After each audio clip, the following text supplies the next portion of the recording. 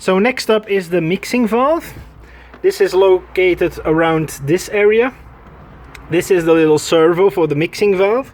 And as you can see, these gears aren't worn, or not completely. There are a little bit of marks on it, but it's not really worn.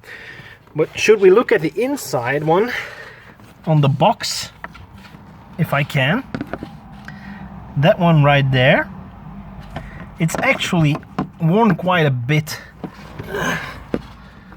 On the top side you can see. So you see how worn it is? So what does the new kit do? I'm gonna take the replacement gear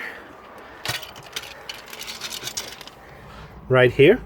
This is the replacement gear, and you're actually going to fit this one over the other one. So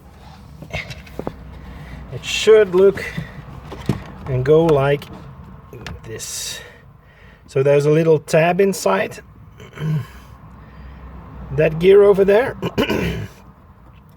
You align this one with that tab, and as you can see, so it engages in the tab, and it engages on the good part of the gear, the lower half, which isn't used. It's only the upper half which gets used. And now we have fresh gears to engage with. But if we would mount this little actuator like this, it would engage on the black part, and we want it to engage on the white. So that is why they include these standoff adapter plates. You need to remove the little gear on the servo motor, click these little adapter plates on the servo, and then remount the entire assembly using longer screws which are included. So this is the original screw. This black one is a longer one to accommodate for the adapter. So that's what we're gonna do right now. So in order to mount the adapter on the little servo, it needs to be sandwiched between the gear and the servo. So we're gonna have to remove the gear using a flathead screwdriver and prying underneath. That should be able to do it. So I pried underneath the little gear and it just came out. If you want to know the orientation of the little gear, just watch this white piece. There's a little indentation on this side, and there's a little groove on the gear that needs to point in that direction as well. Okay, so we're going to take one of the adapters, or I'm gonna take both because I don't know if there is a difference between the two. Okay, I'm gonna compare the two, and they seem like they're the same thing. I think they use the same motor on both sides as well. So this needs to go in which position? I think like so. Yeah, so it snaps kind of into place. Wait a minute. I'm sure they're both the same. I would expect these little extensions to actually fit inside the holes, but they don't. Okay, so this little tab engaged on the back over there, and everything seems to be okay. So I'm going to remount the little gear in that direction, push it down, snap into place, and that is our new assembly. So we should be able to mount it like this. Okay. First off, the position, how to mount this. So what it actually does is mix hot and cold air. So if you play with the double-sided settings, or in this side, the passenger side, and you change it from hot and cold, the gear should start turning. Right now it's best for us to set it at the coldest setting. Watch the way this gear turns, and of course remember that the other gear will actually turn the opposite side. So if we're asking for the coldest possible air, it should go to its max setting. Same for the hottest possible setting. Okay, so that's what we're gonna try and do. I'm gonna start the engine.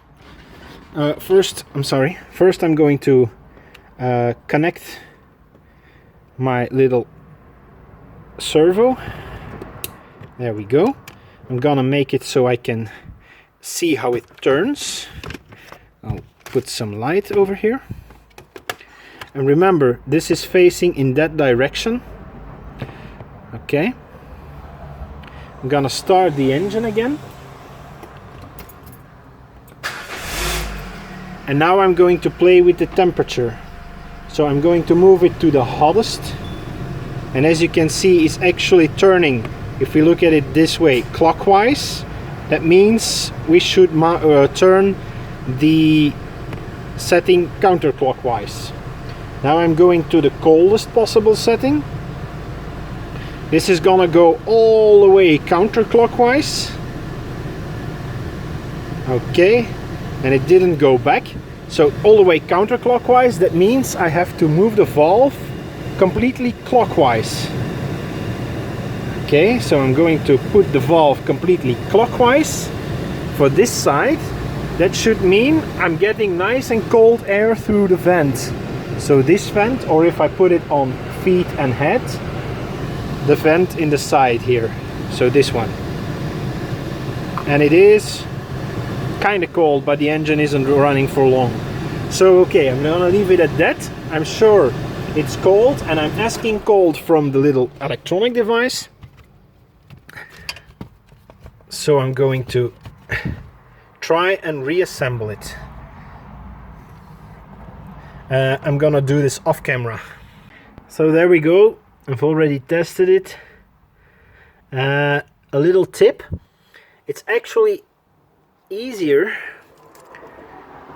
once you set it in the correct position, so on the minimal settings and all the way clockwise on the unit, to put this little piece on the servo, because it will actually fit on these tabs right there, you see. So just put it all the way like so. So the last teeth engages with the gear of the servo. For the other side, I'm suspecting it's gonna mount actually on the other side and rotate in a different, or the different direction. You see? So I'm gonna do the other side as well, just to be safe. But I'm also going to remount the glove box. So I'm gonna do that right now. And if you do the glove box in the opposite manner, you will be able to remove it as well. Okay. So the glove box actually comes out as two separate pieces. So this is the glove box itself. Then we also have the door, the cover. So stay with me. I'm going to just insert the glove box, and we also need to attach the glove box light, because you need to mount it from the inside of the glove box over there. Make sure this pin right here protrudes this little hole so it can engage with the cover, and we also need to attach the electrical connector. So I've actually put in the glove box. It needs to slot into two openings over here and one over here, and it needs to be all the way up against the structure. You can check on this side right there. Okay, that's good.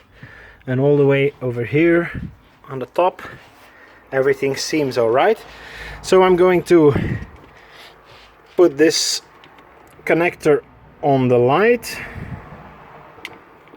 one-handed. Yes. Okay. Now, if we insert the light like this, we should be able to push it in. There we go. This is the connection to turn the light on and off. And now all we need to do is insert these hex in this location. 1, 2, 3, 4, 5. Yes, with 5 locations. And we also have this plastic one. It looks like a hex, but it's actually a plastic piece. It's a sort of a rivet, which you should be able to push up against so it locks. And that goes over there. So don't forget this one. So now we're going to reinstall the door. Pay attention. This bit and this bit both need to slot into these 2 holes right there.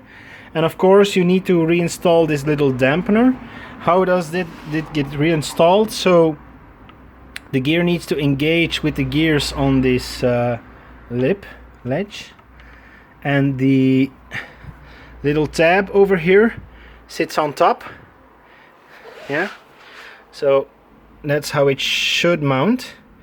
And then over here, that's with the little bushing and the silver colored screw. That's also a smaller size Torx, I believe. Or was it only for the depth? No, it's still gonna be a 20, but it's pretty deep, so I couldn't use my socket, so I took the L-shaped key. So okay, let's try to put this back in. So remember, that needs to go like that. So that's how the damper should mount, and as you can see, the rail just rides on it and it gently opens.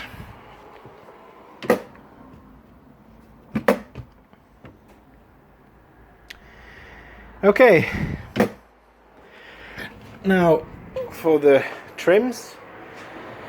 So wait a minute, this is the passenger side, I think. So we're gonna need this one, and possibly this one. I think it's this one. Okay.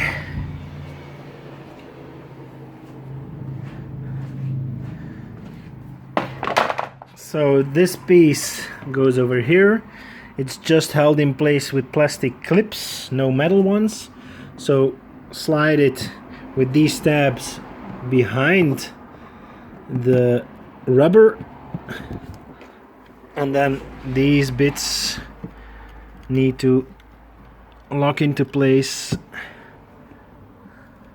a bit higher. Okay, 3, 2, 1. That should do it. All right. Then this piece needs to go over there. I'm gonna put the light back. There we go. So there's a section of this plastic needs to slot in behind this piece. There's a screw over here. There's one in there. And I don't remember there being another one. I'll have a look. So I've put the trim back, as you can see, with the 2 screws, as well as the lower part over here, so the carpet with the plastic rivets. There you go. It sits in here. It also sits a little bit in that tab over there. Yeah, so some support. And that's about it. That's all you need to do. Of course, I still have the driver's side to do. The servo is actually located a little bit higher up on the other side. I've already removed the trim panel over here, as well as the carpeting in the back. And I was thinking I should be able to get to it like that. So, okay, we're gonna try it. So was this an easy fix? Well, it should be a pretty straightforward job to do, as long as you have some Torx screw driver set, or some Allen keys in Torx, or a socket set. You should be able to do this yourself. How much did it cost? I think it was I'm gonna check. Yeah, it was 22 euros and 30 cents including VAT, so including taxes. You can find the kits on eBay for about 19 euros, 19 and a bit. Sometimes you need to pay shipping, you need to wait. This one, I ordered it yesterday and it arrived today at the dealership, so that's good service. And man, I'm sweaty, but that's what happened when it's 37 degrees Celsius. But now I'm gonna enjoy the AC in my convertible, so I'm gonna close the top and I'm gonna drive around a bit with AC on, blasting full. I hope you enjoyed this video. If you liked it, give it a thumbs up. If you didn't, well, write in the comments what you disliked about the video. It's always fun to learn new stuff. Perhaps you can give me some pointers or tips. And if anything else, I hope to see you again on another in another video of mine. Bye.